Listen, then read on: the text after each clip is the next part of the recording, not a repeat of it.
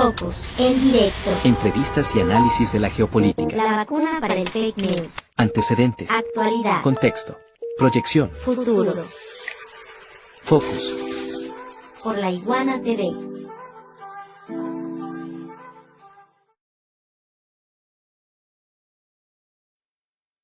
Saludos, muy buenos días. Hoy lunes 9 de junio. Gracias por estar con nosotros una vez más en una transmisión desde laiguana.tv en esta entrega de Focus el día de hoy, iniciando una semana, por supuesto, la segunda de este mes o la segunda entrega de Focus al menos durante este mes de junio. Muchas cosas que revisar en materia noticiosa, no solo desde Venezuela, sino el contexto de toda Latinoamérica para entender también los propios procesos de nuestro país. ¿Por qué tan atacado? ¿Por qué seguimos recibiendo sanciones? ¿Por qué el fascismo presente en las estructuras sociales y políticas de nuestro continente? Hemos tenido un 2025 en el que los procesos electorales del continente han estado asignados en varios países por escenarios que han sido, pues, de alguna forma tintados con el terror, el terrorismo, el fascismo, persecuciones, procesos que no han sido transparentes, elecciones que han sido robadas, denuncias que no han sido escuchadas y, por supuesto, atentados y persecuciones en contra de candidatos políticos. Hoy quiero agradecer inmensamente a nuestros equipos técnicos y de producción, por supuesto, por esta primera entrega de Focus. Así inicia la programación en vivo de La Iguana Televisión. Y quiero dar la bienvenida a dos invitados que hoy estarán con nosotros repasando este contexto político de Latinoamérica y, por supuesto, el de Venezuela, que en este año también con sus procesos electorales y los que se suman han sido, sin duda, un ejemplo, se podría decir, una estructura que se puede copiar en el resto del continente, pero lo vamos a revisar a profundidad con nuestros dos analistas invitados el día de hoy, quienes están en línea desde el estado de Mérida. Quiero dar la bienvenida a Miguel Jaimes, quien es analista internacional y experto en geopolítica petrolera y hoy nos acompaña para analizar. Miguel, muy buenos días, bienvenido.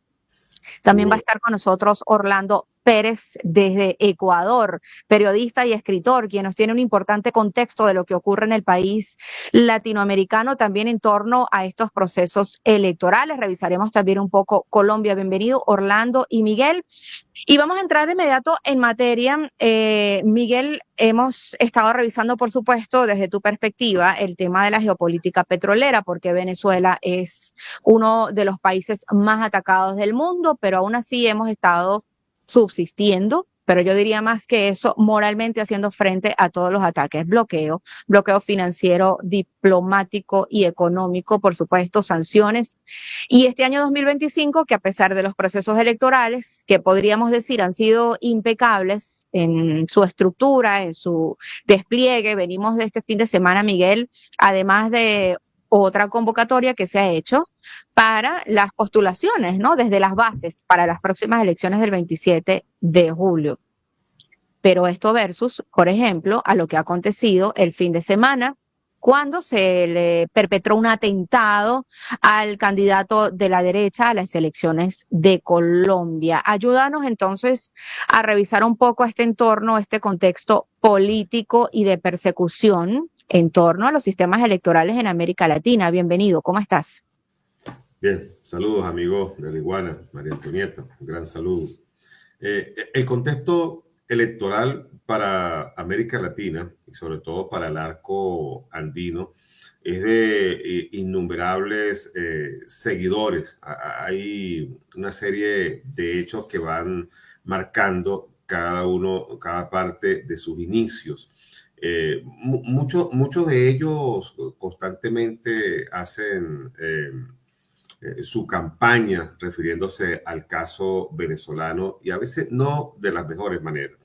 Pero Venezuela ha logrado tener una madurez en la escogencia de sus candidatos. Ya los hemos visto en elecciones anteriores. Hay una participación directa, franca, sencilla, muy joven, capaz, con valores significativos de lo que se trata de la renovación del modelo electoral. el cual para muchas regiones, incluyendo América Latina, indudablemente que es un espejo, es una relación en el sistema de propuestas políticas valederas, de gerencia del tema electoral y luego en la práctica, en cada una de las actividades que deben de tener los ediles, los gobernadores, los concejales, los diputados en cada una de las tareas que los países están representando. Venezuela está muy atento a esto y para nosotros lo más importante siempre es la participación. Muy bien, Miguel. Este contexto en cuanto a Venezuela, quisiera de inmediato invitar a nuestro querido compañero Orlando Pérez, quien se suma desde Ecuador y tiene importantes contextos que contarnos de primera mano de lo que ha venido ocurriendo en este año 2025 en torno a los procesos electorales. Orlando, previo al proceso electoral también hubo escenarios de violencia. Durante el proceso y antes, por cierto, muchas denuncias. Y ya sabemos lo que pasó luego con las elecciones. Pese a las denuncias por parte de una de las candidatas, en este caso Luisa González. Un miedo, a que regrese la izquierda en Ecuador. Pero ¿cuál es el escenario actualmente? ¿Qué se vive en Ecuador?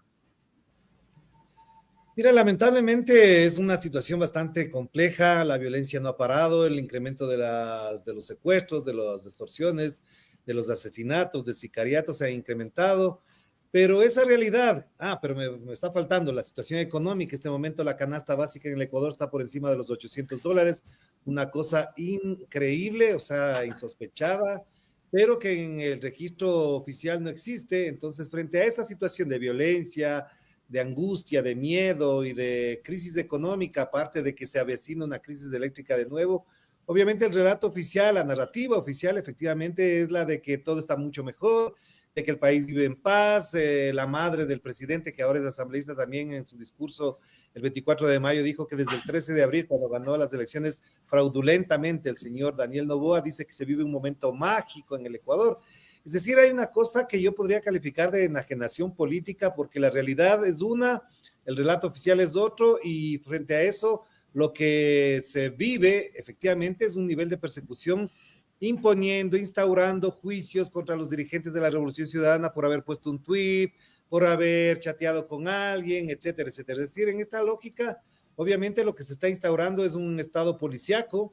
Se acaba de aprobar este día sábado una ley que se calificó de económica urgente, pero que de económica y de urgente no tiene nada, pero más bien es una ley para garantizar la impunidad de las fuerzas militares y policiales a la hora de entrar a casas, de registrar teléfonos, etcétera. Es decir, una cosa bastante compleja que hace, por un lado, que la gente tenga miedo, que ya dije, y segundo, porque con esto se golpea duramente al movimiento popular y cualquier posibilidad de protesta social. Dices cualquier posibilidad de protesta social, incluso la gente está temerosa, ¿no? De persecución. Sabemos también de las influencias que ha tenido el gobierno de Estados Unidos en el gobierno de Noboa, una combinación pues de cooperación en materia de seguridad. No sé si nos puedes dar detalles sobre esto, apoyo económico a través de estas instituciones multilaterales que conocemos bien la doble cara que más que nunca en este año 2025 se vienen cayendo las caretas de estos organismos multilaterales ante las verdaderas necesidades del mundo. Pero además estos intereses geopolíticos compartidos y esta disposición que ha tenido Noboa para contribuir con los intereses del gobierno de Estados Unidos no es precisamente Orlando y Miguel, una estructura que se esté creando o que se esté consolidando en pro de los intereses del pueblo. Pasamos unas situaciones muy parecidas en el año o desde el año 2015, cuando surgió la Asamblea Nacional fraudulenta también paralela y un gobierno paralelo en Venezuela. Me gustaría continuar hablando contigo, Orlando, sobre estos intereses geopolíticos de Estados Unidos. ¿Cuál es entonces el escenario para los próximos meses en Ecuador? Mira, lo que estamos viviendo es producto de este acercamiento que ya no solamente ocurrió con Noboa, sino que viene desde Lenín Moreno. Desde ahí para acá ha habido una serie de acercamientos. No te olvides el trueque que hicieron entre entregarle fondos del Fondo Monetario Internacional y la entrega de Julian Assange al gobierno británico, y ahí empezó. Por eso el documental El hombre de los 6.000 millones tiene eso, porque fueron 6.000 millones de dólares que le entregaron al Ecuador a cambio de que entregara a Julian Assange. Con el señor Guillermo Lasso se firmó 2 tratados militares de cooperación en octubre del 2023, y el señor Daniel Noboa en enero, febrero del año 2024 los ratificó. Con esos tratados, evidentemente, hay una estrecha colaboración en inteligencia, en asistencia, y en diciembre del año pasado, el gobierno provincial de Galápagos, la gobernación de Galápagos, que está supeditada a Noboa, aprobó una resolución para poder tener en las Islas Galápagos, patrimonio natural de la humanidad, submarinos estadounidenses, personal y armamento en las islas, con lo cual efectivamente esto ya no es un chiste ni nada por el estilo para considerar a las Islas Galápagos una base militar. Y la semana anterior se aprobó en la Asamblea Nacional una modificación del artículo 5 de la Constitución que desde el 2008 prohibía el establecimiento de bases militares extranjeras en el Ecuador. Con esa decisión de la Asamblea Nacional, que tiene que pasar por la Corte Constitucional, que no la va a vetar porque está al servicio del gobierno, se tendría que llamar a un referéndum para poder aprobar esa modificación constitucional. De todas maneras, independientemente de que la aprueben o no, de que se modifique la Constitución o no, en el Ecuador ya existe una estrecha relación con el gobierno de Estados Unidos, y esto lo conecto para cerrar con respecto a toda esta operación político-militar que hay en la región andina, que ya sabemos lo que ha pasado en Perú, sabemos lo que está pasando en Bolivia, y obviamente lo que ha pasado este último fin de semana en Colombia da cuenta de aquella situación, sin descartar, porque es de mejor conocimiento de ustedes lo que pasa en Venezuela, que este intervencionismo tiene esas facetas que lo hacen vía legal, vía colaboración, vía bloqueo, vía interceptación, etcétera, etcétera. Es decir, se trata de evitar, según el discurso oficial estadounidense, de la presencia china en América Latina, como si eso fuera lo más importante. Aquí de lo que se trata es de evitar que nuestros pueblos, nuestros gobiernos actúen con soberanía y puedan tomar sus decisiones por cuenta propia. Por tanto, no les gusta que exista en Venezuela un Nicolás Maduro, no les gusta que en Colombia exista un Gustavo Petro, o que en Ecuador esté una Luisa González o alguien desde el progresismo para tener políticas de soberanía en esta región. Bueno, esta política que, por cierto, ha prometido Marco Rubio desde el gobierno de Estados Unidos de contener y erradicar los gobiernos de izquierda en la región, pero además enlazar con mayor fuerza a Orlando en la región con nuevas derechas, como es el caso de Javier Milei y como ha sido el caso también de Nayib Bukele, con todos los escenarios nefastos en cuanto al tema social. Y ahora mismo Venezuela, recordemos que vive aún el secuestro de más de 250 venezolanos en un centro de detención en contra del terrorismo en El Salvador.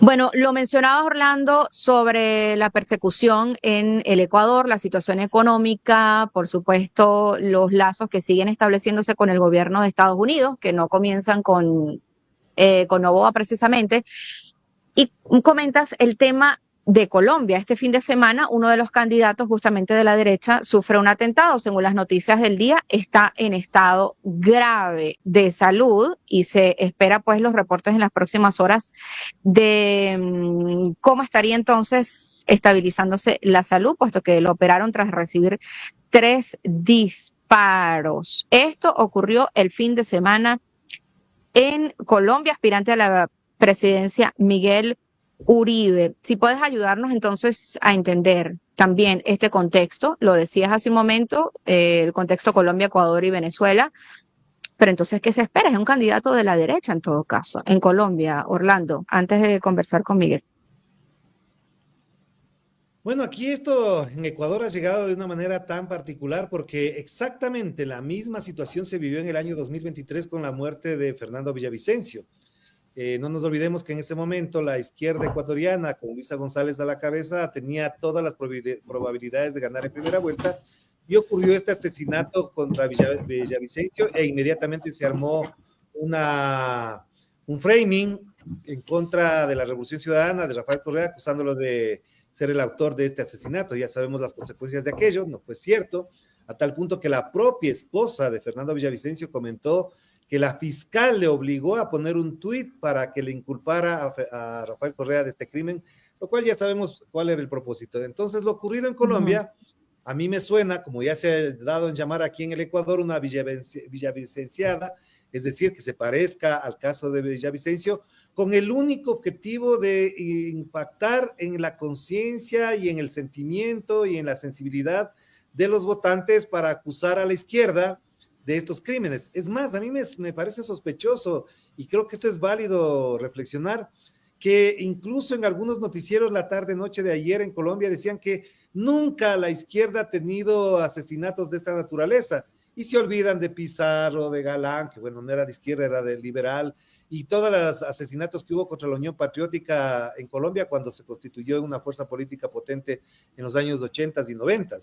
Es decir, borran la memoria, lo mismo que acá en Ecuador, me imagino que lo mismo que ha pasado, por ejemplo, en Perú, ya no existe Pedro Castillo para ellos, es un ser que no existe. Es decir, se trata de descartar, de anular, de estigmatizar con el único propósito de garantizar lo que está pasando en el Ecuador, que es la instauración de un sistema neofascista, de miedo, de terror, de persecución permanente, diversificada, maquillada con una justicia que ya sabemos a quién responde. Entonces yo me imagino que en Colombia ahora la fiscalía actuará de inmediato y ya sabemos hacia dónde apuntará, y obviamente todo el aparataje mediático de Colombia estará apuntando ya las narrativas de que en Colombia no se puede gobernar con la izquierda, que la izquierda asesina, etcétera, etcétera. Es decir, me parece que esto no es nuevo, ya lo vivimos con Bolsonaro, ya sabemos lo que pasó con Bolsonaro cuando parecería que fue un autoatentado y todo lo que implicó aquello, y lo que vivimos en el Ecuador, que reitero, fue parte de esta estructura ideológica, de inteligencia, de operaciones psicológicas, que no son extrañas de nuestro continente, pero que en esta ocasión están siendo instauradas de una manera bastante cínica también. Bien, esto en cuanto al contexto político de Ecuador y Colombia de la mano de Orlando Pérez. Miguel, tenemos un contexto en Venezuela. Hace un par de semanas el presidente Nicolás Maduro denunciaba también de la voz de Diosdado Cabello, ministro del Poder Popular para Interior y Justicia, cómo han frenado otro de los planes que se tenía previstos para desestabilizar, empezando por la paz en Venezuela. Venimos de unas elecciones en 2024, cuando se intentó encender las calles a través de actos terroristas y, por supuesto, todo muy bien comandado, ¿no? Y financiado, y que afortunadamente el gobierno venezolano logró frenar. Este año tuvimos unas elecciones, 25 de mayo, que transcurrieron completamente en paz. Sin embargo, días después se denuncia la presencia de atentados, y tenemos que llamarlos con todas las letras, terroristas, para desestabilizar a Venezuela, tomando en cuenta, Miguel, este contexto que tenemos en Latinoamérica. Persecuciones, asesinatos, mercenarización de los gobiernos de derecha en todo el continente, una Argentina que también está inmersa no solo en corrupción, sino también en desatención a los temas sociales, y la presencia del fascismo en todas sus expresiones. Cuéntanos, Miguel, ¿qué contexto, qué perspectiva merece entonces Venezuela para el resto del continente, tomando en cuenta las cosas que se han podido frenar desde el gobierno venezolano y que han, por supuesto, garantizado la paz de los venezolanos? Para intereses internacionales, Venezuela es un objetivo militar. Todas y cada una de las acciones apuntan a desestabilizar nuestra democracia y nuestra forma de gobierno. Para esto se han invertido millones de dólares, se han contratado bajo el amparo de muchos mandatarios de Sudamérica, de misma América Latina, mercenarios, gente al margen de la ley, que ha intentado llevar adelante una serie de acciones contra nuestro país. Aparte de todo el tema mediático, ¿no? A Venezuela se le ha acusado de lo que se pueda y no imaginar, incluso cosas fuera del contexto que pueden vivir otros países en su forma políticas o a naciones terroristas o mercenarias que viven otras realidades en continentes lejanos, se han querido aplicar en Venezuela.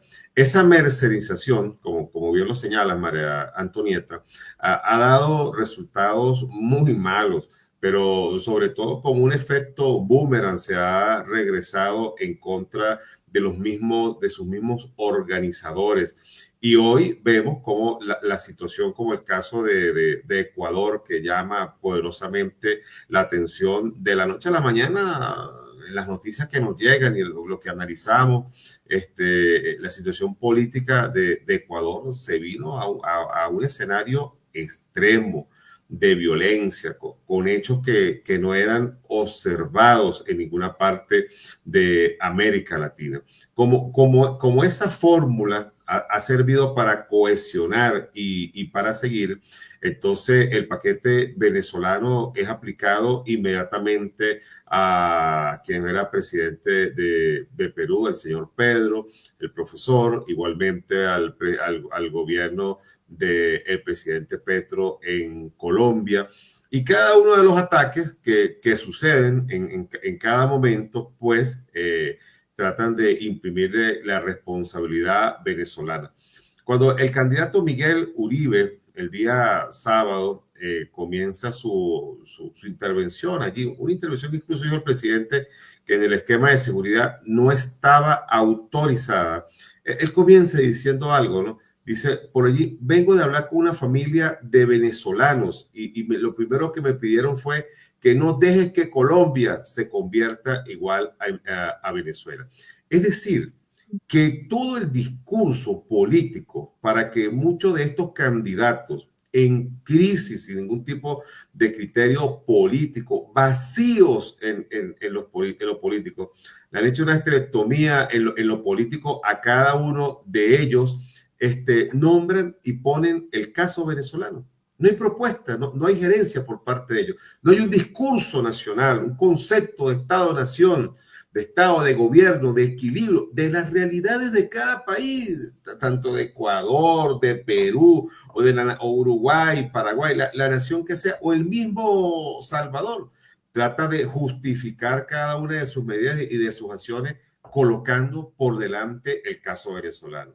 Eso demuestra un enorme vacío mental, sin dirección. Sus palacios de gobierno han estado al servicio de conjeturas fuera de la realidad y de la atención que los ciudadanos de esos países debieran de tener.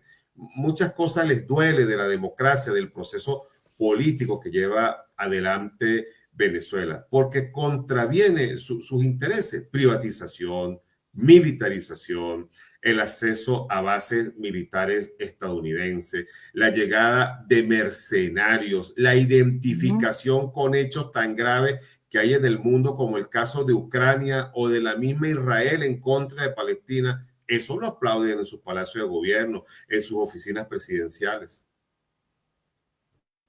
Bueno, y hablando de esa mercenarización, Miguel y Orlando, recordemos que hace 3 días el gobierno venezolano denunciaba la entrada de elementos criminales desde territorio trinitense hacia Venezuela.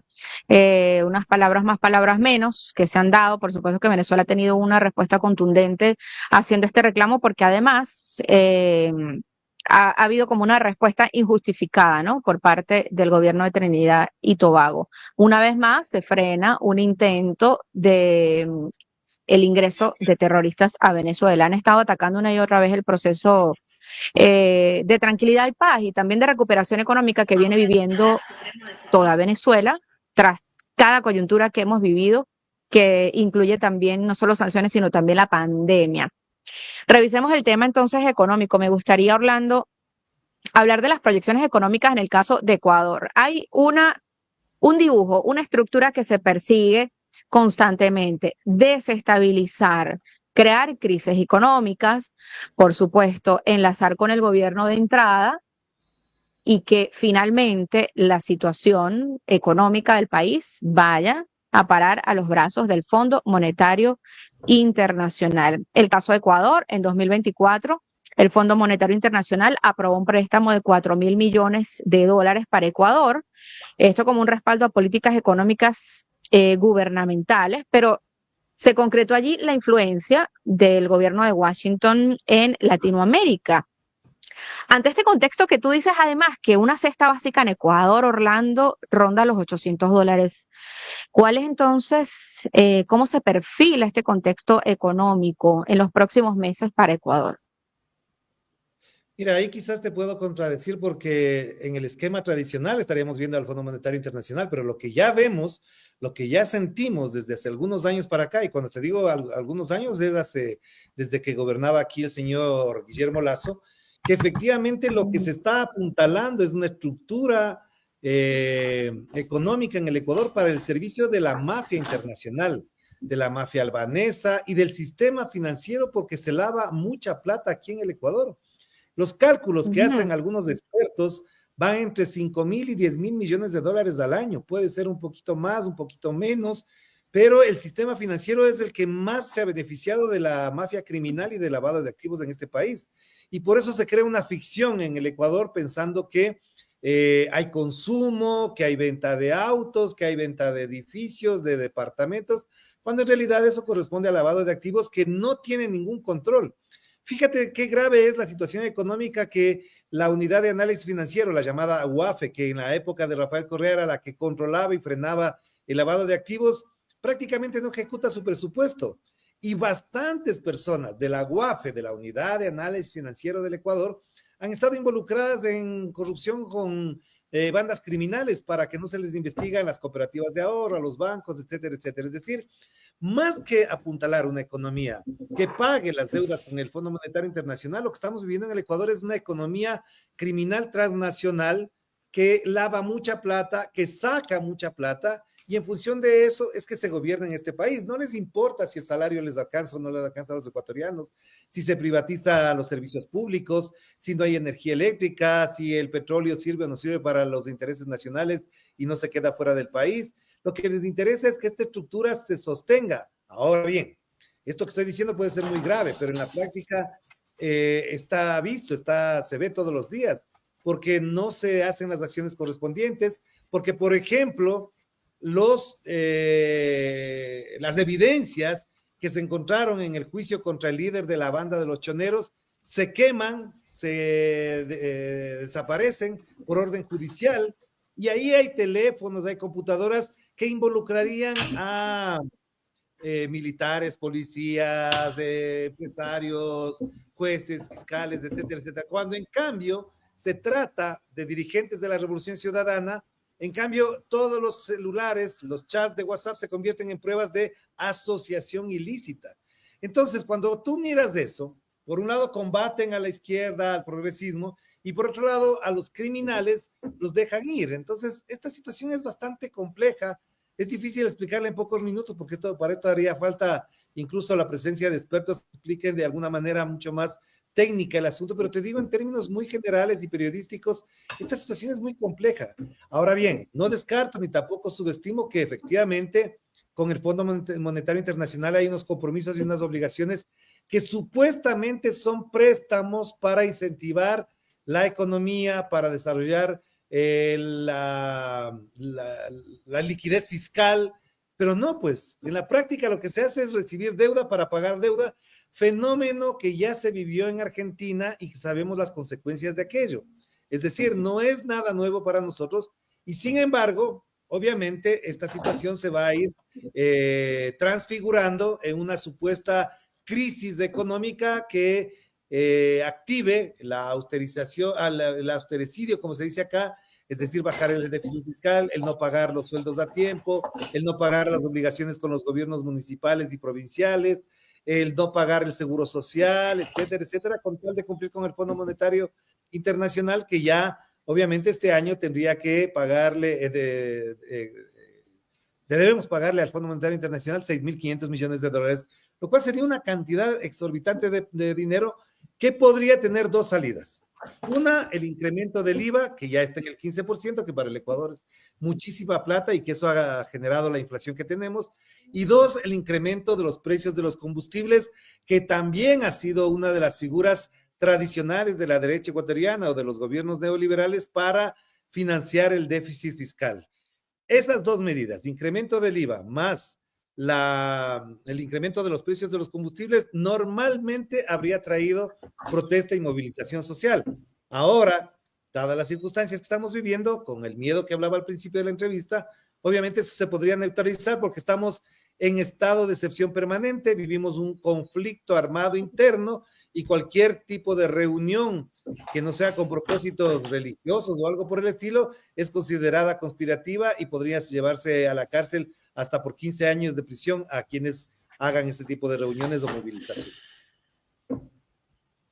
Wow, y según los medios internacionales, la dictadura está en Venezuela. Bueno, un dato más, Orlando, es que el presidente Noboa reveló en un momento que selló una alianza estratégica con Eric Prince, el fundador de Blackwater, que ha sido esta firma controvertida, que fue promotor del magnicidio presidencial en Venezuela, y esto lo dijo que era con el objetivo de fortalecer la lucha contra el narcotráfico y la protección del espacio marítimo frente a la pesca ilegal.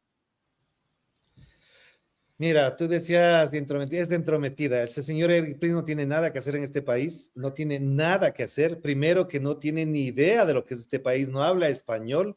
No creo que conoce ni siquiera un barrio de Quito, ni de Guayaquil, ni nada por el estilo, así que es un mercenario que viene a cobrar por unas consultorías y yo tengo entendido, porque tengo fuentes que me lo han dicho, que en las Fuerzas Armadas ecuatorianas hay como mucho malestar de que venga un señor que no habla español, que no conoce la realidad ecuatoriana, cobre $150,000 por una consultoría para que les diga lo que tienen que hacer. Si bien es cierto que eso crea un malestar, también es cierto al mismo tiempo que lo que se ha conocido no oficialmente es que él en realidad no venía a asesorar, sino que él venía para capturar a Fito, el líder de la banda de los choneros, por lo cual iba a cobrar $1 millón, que es el pago de rescate o de recompensa por capturar a este señor. Pero en la práctica nunca ocurrió.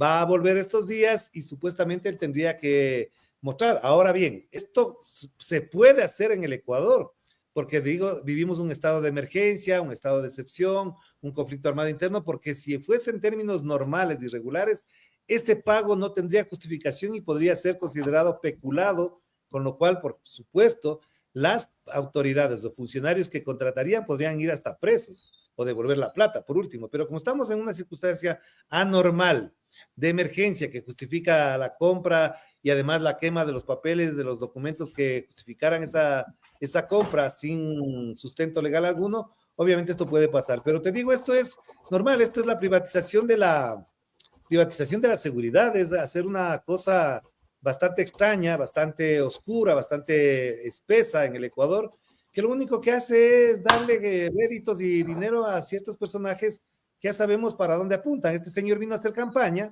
en el Ecuador justo 8 o 10 días antes de las elecciones. ¿Y de qué vino a hablar? A hablar muy mal de Luisa González, a decir sandeces contra Luisa González, y aquí no ha pasado absolutamente nada.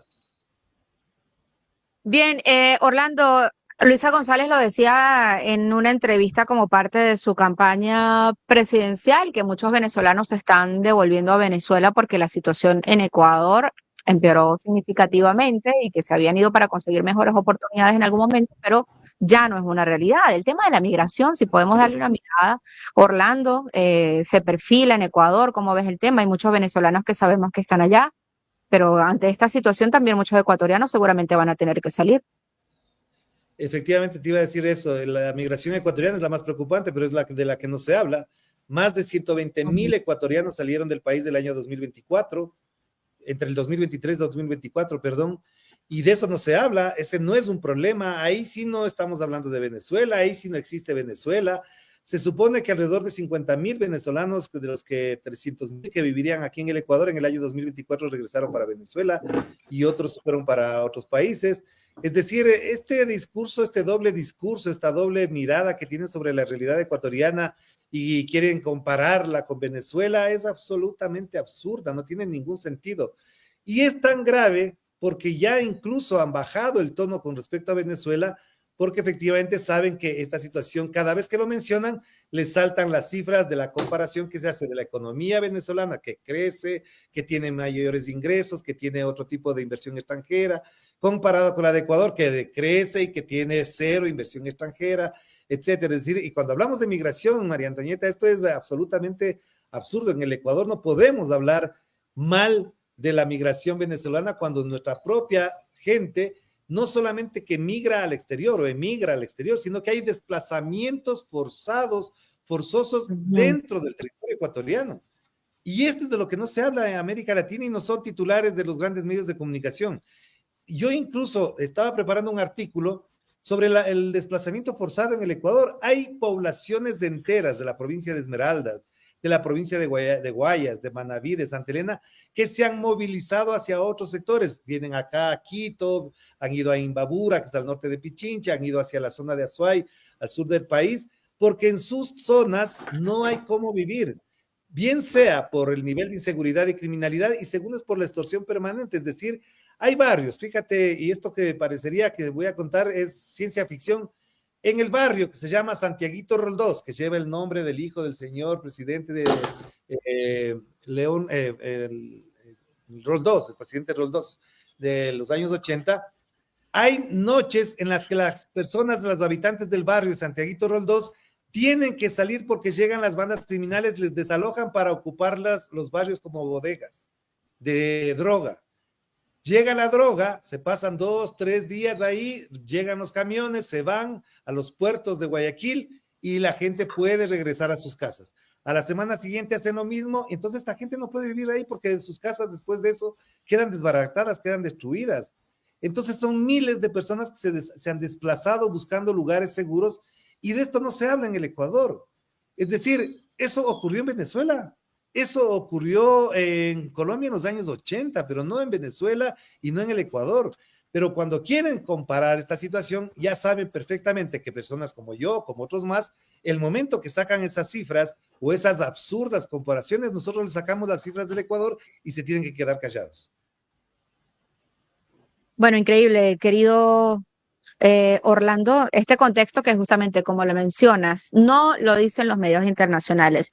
Pero a ver, Miguel, retomamos el tema Venezuela, repasando este contexto que amablemente Orlando Pérez nos cuenta desde el Ecuador, de su país y por supuesto de Colombia también.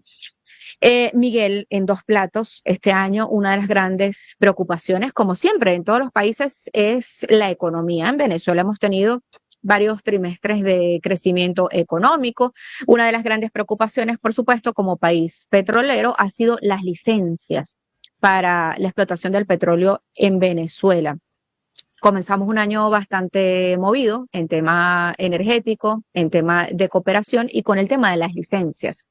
Presiones y más presiones en contra de Venezuela por parte del gobierno de Estados Unidos, que también ha creado una guerra arancelaria en todo el mundo y que se le ha explotado la bomba en la cara. Entonces, ¿cómo se perfila Venezuela en este segundo semestre del año 2025 con el tema energético? ¿Cómo vamos avanzando de la mano al tema económico?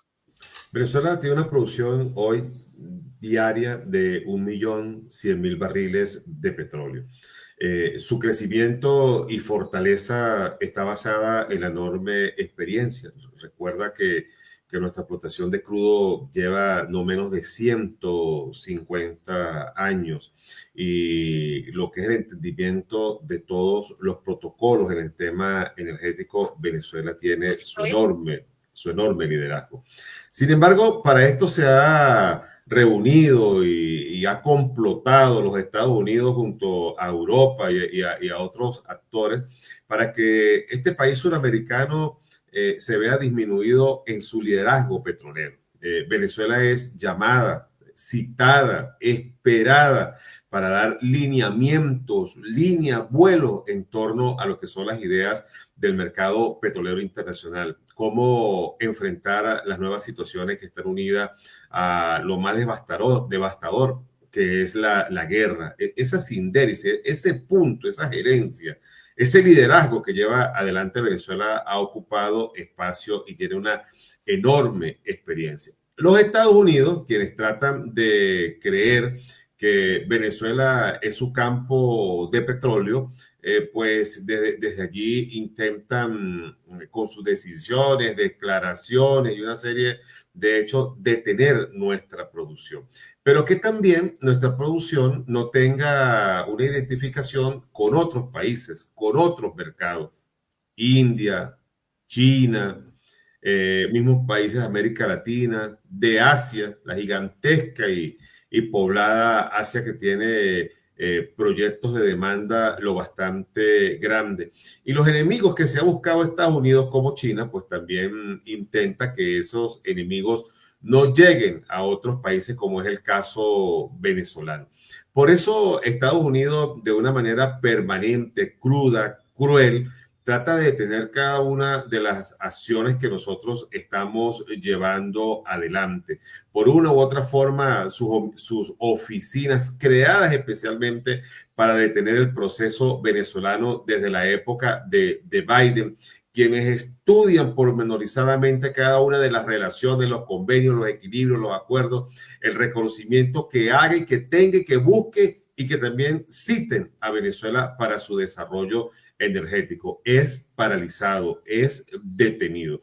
Por eso el caso petrolero para Venezuela pica y se extiende en buena parte del mundo productor. Recuerda que somos uno de los principales fundadores de la OPEP y que también tenemos una enorme reserva de petróleo, la más grande de todo el planeta, y tenemos la cuarta reserva mundial de gas. La unión de estos hidrocarburos indudablemente que plantea el futuro de muchos países, de muchas naciones, entre esos los Estados Unidos, que a cada momento juega con el tema energético y se busca muchos más enemigos. De todas estas acciones han existido respuestas. Allí está la OPEP Plus, integrada por 11 países y que tiene un reconocimiento muy importante hacia nuestra nación.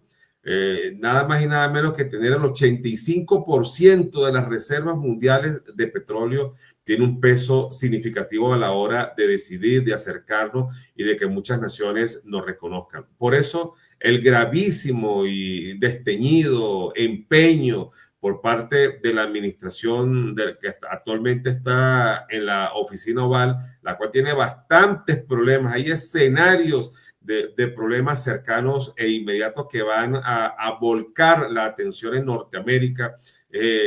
Algunos autores incluso hablan de que hay visos de una posible guerra civil en Norteamérica.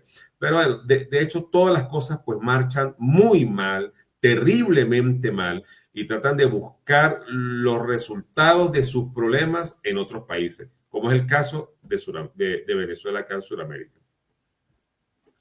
Bueno, Miguel, ha habido unos importantes encuentros por parte del presidente Nicolás Maduro con las principales figuras del mundo multipolar también, de la cual me atrevo a decir somos protagonistas como Venezuela también, ¿no? En la construcción, algo que venía haciéndose desde el comandante Hugo Chávez. Se reunió hace algunas semanas el presidente Nicolás Maduro con Xi Jinping, presidente de China, por supuesto con Vladimir Putin en Rusia, y aunque no estamos en los BRICS, por algunos reveses también, podría decir diplomáticos, de figuras de nuestra América, que vienen de la escuela de Hugo Chávez y nos sorprendieron con la actitud ante la entrada de Venezuela en los BRICS. Me refiero precisamente a Lula de Brasil. Pero ¿cómo se perfila entonces la economía ahora mismo que se fortalecen estas alianzas con China, con Rusia, y China ahora mismo pues parece adelantarse al resto del mundo en cuanto a la economía y en cuanto a esta guerra arancelaria que intentó implementar el presidente de Estados Unidos, Donald Trump? ¿Cómo estaría entonces la economía? ¿Cómo están las alianzas? ¿Cómo podemos avanzar en materia energética en los próximos meses? Cada una de las decisiones que Estados Unidos ha tomado en contra de Venezuela para desequilibrar nuestra economía ha encontrado respuestas sólidas y las cuales se identifican con muchas naciones. Hay mercados que indudablemente hacen todos los equilibrios posibles para que el caso venezolano sea un hecho de transparencia cercano y que juegue una alianza muy importante con otras naciones. Está el caso de China, el mismo reconocimiento de Irán, de la Federación Rusa, de varios países asiáticos e incluso de la misma América Latina y el Caribe. Hay acuerdos, hay una serie de hechos en el plano de alimentación, de medicina, perdón, de salud, que identifican a cada momento los espacios venezolanos. En ese mismo juego, en esa misma relación, Venezuela logra fortalecer su economía y salir adelante y detener sobre todo los enemigos que desde sectores internacionales y desde sectores políticos de ultraderecha intentan detener cada uno de los pasos sólidos y consolidados que da nuestro país. Ya el mundo ha sido testigo de las últimas decisiones que se han tomado en contra del dólar paralelo. Un precio fija el Banco Central de Venezuela, pero otros quieren fijar las mafias. Y bueno, y ante esto ha tenido que actuar, minutos al día en la silla, y te ayudaré a ha tenido que actuar la justicia, ha tenido que llevar adelante la posición del Estado, porque en cada uno de ellos, ¿qué se demuestra? Se está demostrando primeramente que el presidente Nicolás Maduro defiende, protege y guía al pueblo venezolano. Igualmente lleva las mismas aspiraciones de nuestra protección hacia el escenario internacional. Cada una de las visitas, de los acuerdos, de cada una de las firmas de convenios llevan el espíritu de fortalecer a nuestra economía y de cuidar a nuestra sociedad. Otros países del planeta, incluso más grandes que nosotros, no han logrado resistir de una forma tan ejemplar como el Estado venezolano lo ha hecho a la hora de defender a su pueblo, a el país. Por eso que cada una de las fuerzas que internacionalmente se montan en contra de nuestro país, nuevamente como un efecto boomerang, se regresa contra ellos. Los que colocan que el caso venezolano da alergia y sarpullido y que debe de mantenerse alejado, cohesionarlo, perseguirlo, amenazarlo y tratar de aniquilarlo, después esa realidad se voltea en contra de esos mismos mandatarios. Por eso, amigos de la Iguana, la foto final para muchos mandatarios del mundo, incluyendo algunos de América Latina, será muy fea. La foto final va a traer recuerdos lúgubres para algunos que han intentado bajo sus fórmulas y señalamientos hundir el proceso político venezolano. Bueno, gracias por este contexto, Miguel, de las proyecciones políticas y, por supuesto, en materia energética, económica para Venezuela en los próximos meses. Vamos a ir cerrando entonces este focus del día de hoy.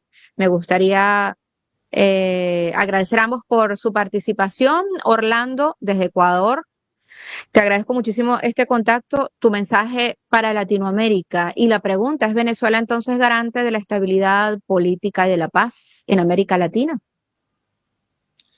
Bueno, un saludo para toda América Latina, quienes nos siguen. Obviamente son tiempos difíciles, complejos.